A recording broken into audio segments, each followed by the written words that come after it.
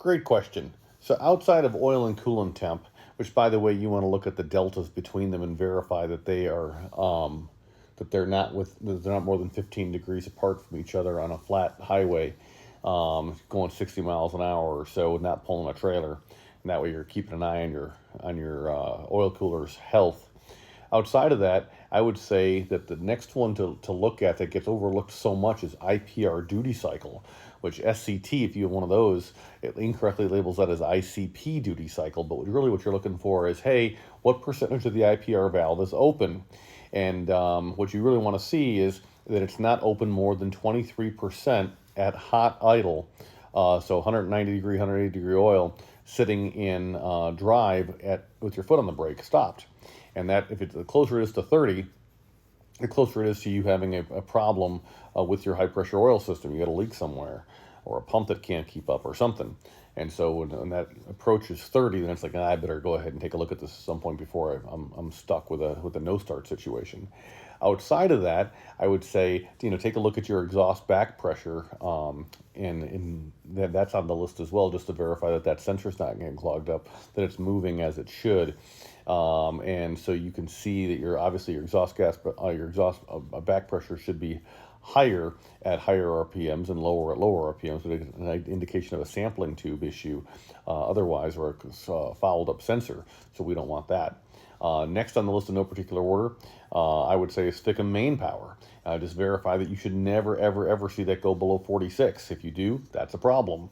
So go ahead and take a look at that. Then battery voltage. Let's make sure that the battery voltage that you're not, starting to eke down. Recognize that 12.7 volts is a fully charged battery.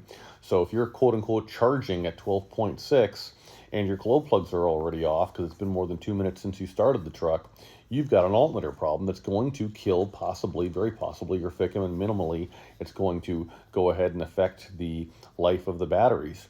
Outside of that, I would say something that's often overlooked is engine load percentages. So if you use that properly, you can see, hey, look, my engine load is 99%.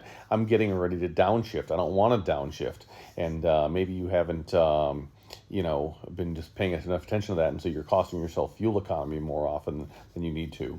After that, I would say, it's going to require an add-on, but at least with the Edge Insight CTS3 and all the other ones too, is an exhaust gas temperature.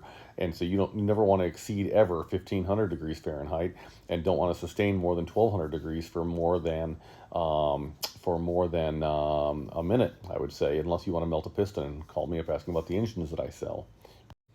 Recognize that after that, things are a little less important, I would say. If you want to look at like injector pulse width, you can do that and get a sense for the difference between what various tunes that you're running. You can also go ahead and with your monitoring of like trans temp, you can go ahead and you can verify that those numbers are staying, like 150, 155, those where you really want to be.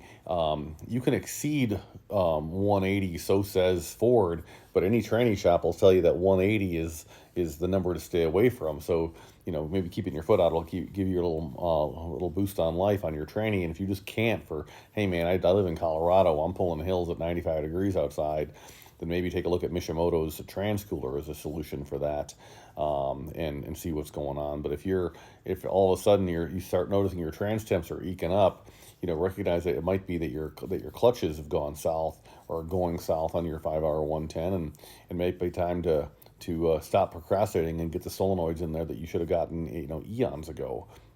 And then I would say, probably last but not least, and I'm probably missing one in here or two, but last but not least, what I would say is fuel pressure, which again, you'd have to buy an add-on for, but fuel pressure is a very big deal. If you're running less than 45 PSI, recognize that diesel is a lubricity agent. It's not just a fuel. And so that's a really, really, really high in the list of reason why injectors fail, is just a lack of lubrication. So, yeah. So do all that, and that ought to get you started. If you got questions anymore, feel free to put them in the comments, and we'll go from there. Thanks. FICMRepair.com. We're all in this together.